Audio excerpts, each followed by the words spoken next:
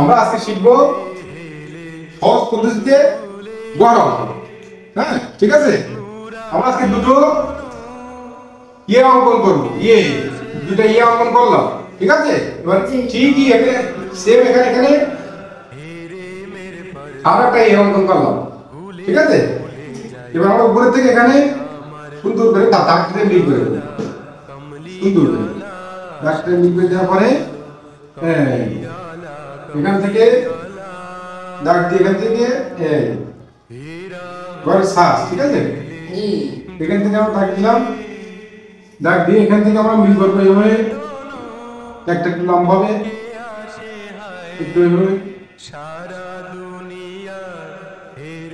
Same.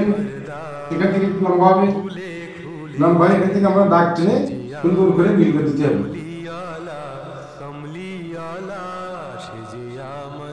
সুন্দর করে মিল করবো এখানে নিচে, ঠিক সেম একইভাবে। দেখছো, আমরা এখানে একটা দরজা অঙ্কন করব, এখানে একটা জানালা অঙ্কন করব, সেম এখানে জানালা অঙ্কন করলাম। আমাদের এখানে সব পদ্ধতিতে গড় অঙ্কন হয়ে গেল।